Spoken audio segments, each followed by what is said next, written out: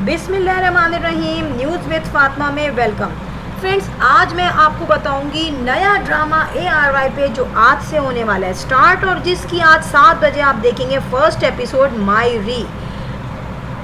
ये ड्रामा जो है बेसिकली आज मैं बताऊंगी इस ड्रामे के पूरे फर्स्ट टू एंड तक स्टोरी और इसका बेसिक मकसद क्या है, बेसिक स्टोरी क्या है। बट सबसे पहले बेल आइकन को क्लिक कर लीजिए ताकि आपको सारी वीडियोस का नोटिफिकेशन मिलता रहे। सो फ्रेंड, मायरी जो है पाकिस्तानी ड्रामा है और ये प्रोड्यूस हो रहा है बाय बिग बैंग एंटरटेनमेंट।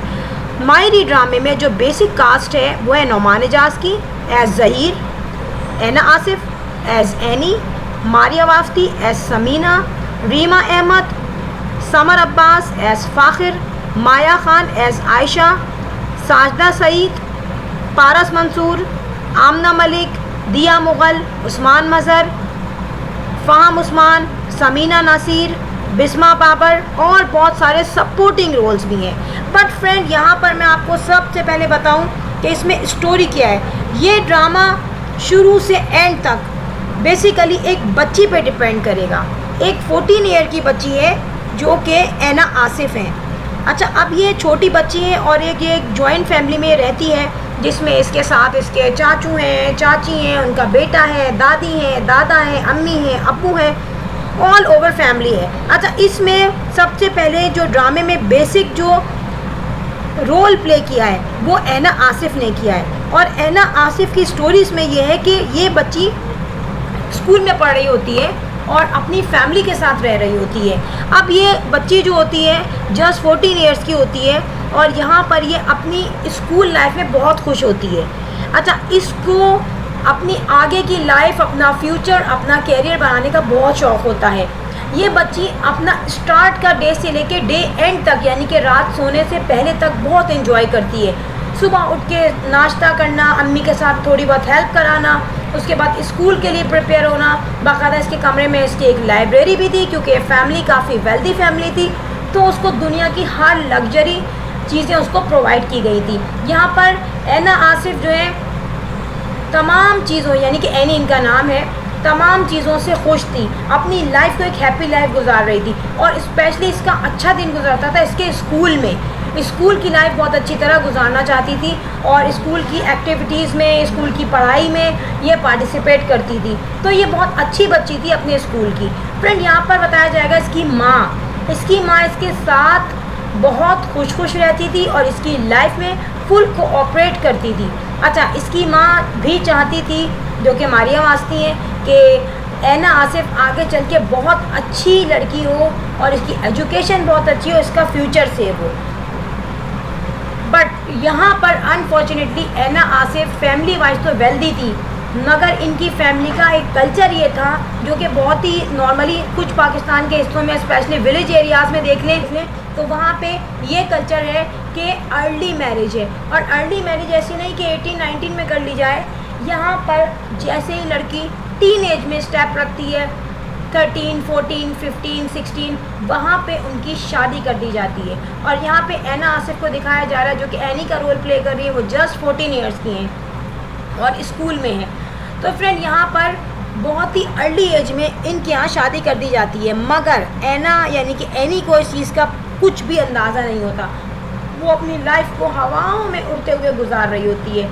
अब उसे नहीं पता कि जैसे जैसे वो स्टेप बढ़ा रही है एजुकेशन की तरफ, एज की तरफ, उसकी जो पेरेंट्स हैं वो मजबूर हैं अपने बड़ों के फैसले के आगे। स्पेशली उसकी माँ, उसके जो अब्बू होते हैं उनकी फैमिली में तो डेफिनेटली ये सब किया ही जाता है, बहुत ही टीन एज में शादियां कर दी जाती हैं, मगर उसकी माँ हर जगह उसका फेवर लेती है। अब होता यह है कि एनी की जो दादी हैं उनको वही चीज़ सताती है जो उनके ब्लड में होती है कि बच्चों को पढ़ने नहीं देना, बच्चियों की शादी कर देनी है जल्दी से। पढ़ने नहीं देना क्या मतलब, जब आप उनकी 13-14 साल की उम्र में शादी कर देंगे, जिस उम्र में बच्चियाँ आइसक्रीम खाती हैं, बच्चे बाइक्स चलाते हैं, पतंग उड़ाते हैं, उस एज में उनके ड्रीम्स तोड़ देना, उस एज में उनके फ्यूचर ख़राब कर देने में उनकी दादियों और नानियों को बहुत खुशी होती होगी, क्योंकि उनका फ्यूचर भी ख़राब हुआ था इसी तरह। बट उनको अपने बच्चों को सेव रखना नहीं आता था। सो फ्रेंड, यहाँ पर एनी बहुत रोती है जब वो ये सुनती है कि उसकी शादी उसी के चचा साहब भाई से होने जा रही है। मैं आपको बताऊं, यहाँ पर एनी की फैमिली में, जॉइंट फैमिली में रहते थे, वहाँ पर इन्हीं के साथ इनके चचा रहते थे, चची रहती थी और इनका बेटा। उसकी भी एज कोई बहुत ज़्यादा नहीं थी, उसकी एज भी 15 के करीब थी। 14-15 साल के कज़न्स, जैसे कि हम लोग अपने कज़न्स के साथ बचपन में हंसते थे, खेलते थे, सेम ऐसे थे एनी भी खेलती हैं, कूदती हैं, पढ़ाई करती हैं, मारा मूरी करती हैं और इसके अलावा ये स्कूल में भी साथ जाते थे। अब तक की लाइफ एनी के लिए और उसके कज़न के लिए बहुत खूबसूरत थी। अब हुआ क्या, बड़ी बूढ़ियों को तकलीफ़ हुई कि जो हमारे साथ बुरा हुआ है हम अपने आने वाली जनरेशन के साथ भी करें। उन लोगों ने कहीं ये नहीं चाहा कि हम ये जो ख़राब एक कल्चरल ग्राउंड होता हुआ हमने बच्चों के लिए, इस चीज़ को हम ख़त्म करें। यहाँ पर एनी की दादी डिसीजन लेंगी उसकी शादी का, और ये सिचुएशन बिल्कुल अचानक से हुई है, जिसकी एक्सपेक्टेशन ना एनी को थी ना उसकी माँ को। यहाँ पहले वो जस्ट दोनों बेटों को बिठा के बात करेंगी कि हम एनी की शादी इसके चाचाजाद भाई से कर दें। यहाँ पे दोनों बेटे एग्री तो हो जाएंगे, मगर उनको ये नहीं अंदाज़ा होगा कि उनकी अम्माएँ इनकी शादी का कब कहेंगी। जब उनकी अम्मी ये कहेंगी कि बेटा अब ये स्कूल में आ चुकी है, 14 साल की हो गई है, तो हम इसकी शादी 1 महीने के अंदर इसके चाचाजाद भाई से कर देंगे, तो वो दोनों परेशान तो होते हैं, बट उनके यहाँ ये कल्चर था तो उनको कोई बुरा नहीं लगा। अब ये बात पता चलेगी जब एनी को, एनी की माँ को, तो उनके ऊपर ये ब्लास्ट होगा। एनी की माँ को जब सबसे पहले उसके हस्बैंड बताएंगे शादी करने का अपनी बेटी के बारे में, तो एनी की माँ यानी कि मारी अवास्ती रो पड़ेगी और वो एहतजाज करेगी, चीखेगी, ज़ोर ज़ोर से चिल्लाएगी कि मेरी बेटी की लाइफ तुम ख़राब नहीं करो, मेरी बेटी की यंग एज है, वो तो अभी टीन एज से भी बाहर नहीं निकली, आप उसकी शादी करना चाह रहे हैं। वो छोटी छोटी किताबों से खेलती है, बुक से खेलती है, घर में टीचर बनती है, और आप उसकी ज़िंदगी तबाह करना चाह रहे हैं। लेकिन उनके बाप, उनका अपना कल्चर, उनकी ज़िद, उनकी ईगो और उनकी माँ की गलत सोच कभी चेंज नहीं होती। वो वही करते हैं जो उनकी माँ ने कहा होता है, आइदर वो गलती कहा हो। यहाँ पर एनी के जब कज़न को पता चलता है कि मेरी शादी हो रही है एनी से, तो वो रोता है बहुत बुरी तरह और वो लड़ता है। वो कहता है कि एनी मेरी चाचाजाद बहन है और वो सगी बहनों की तरह है, मैंने ऐसा कभी नहीं सोचा, और ये मेरी छोटी कज़न है जिसमें हमारी फ्रेंडशिप है, उसके अब्बू उसको मारते हैं। वो रोता है, डेफिनेटली बच्चा होता है वो। अब यहाँ पे सीन आता है एनी का।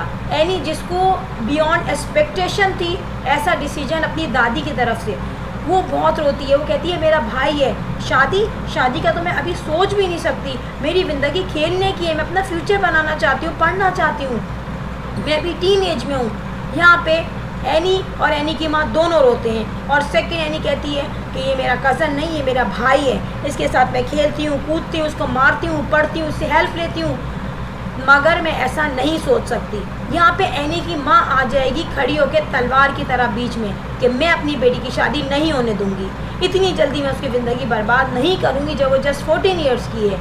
मगर फ्रेंड, हमारी कुछ जगहों पर बहुत ख़राब कल्चर है, बहुत ख़राब एक रिवायत है बच्चों की ज़िंदगी को तबाह करने की, तो वही ज़िंदगी को तबाह करने की रिवायत ख़त्म नहीं करेंगी उनकी दादी और एनी की शादी कर देंगी। यहाँ पर एनी की शादी हो जाएगी और अपने उसी कज़न से जिसको भाइयों की तरह खेलती थी।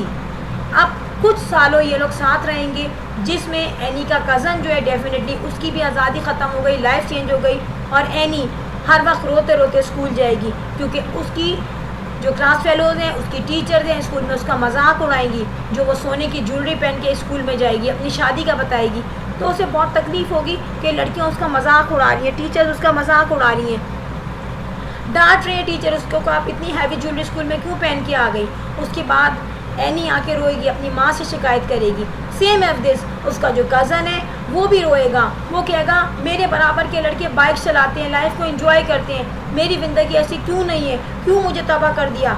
लड़के कॉलेज जाते हैं, यूनिवर्सिटी जाते हैं, वो सिंगल होते हैं, अपनी लाइफ को एंजॉय करते हैं, मुझे क्यों फंसा दिया आप लोगों ने। फ्रेंड, बहुत जल्द इनके यहाँ भी एक छोटा सा बेचारा बच्चा हो जाएगा। कितने जुल्म की बात होगी कि अपने छोटे छोटे बच्चे हैं जिनका फ्यूचर भी नहीं बना, और यहाँ पर ये दोनों साइकोलॉजिकली तकलीफ़ में होंगे क्योंकि इनकी अपनी लाइफ सेट नहीं होगी। फ्रेंड, ये कहानी चलेगी फिर आगे कि एनी अपने बच्चे को अपने हस्बैंड के साथ कैसे पालती है, और यहाँ पर एनी बड़े होकर खड़ी हो जाएगी अपनी तमाम फैमिली के आगे कि वो उसके बच्चे का फ्यूचर ख़राब नहीं करेंगे, उसकी बेटी के आगे नहीं आएंगे। और यही एनी जो इतनी कमज़ोर सी है, यही एक दिन ख़तरनाक पिलर बन जाएगी, अपना फ्यूचर मजबूत करेगी और यहाँ पर अपनी बेटी के लिए लोहे की दीवार की तरह खड़ी हो जाएगी।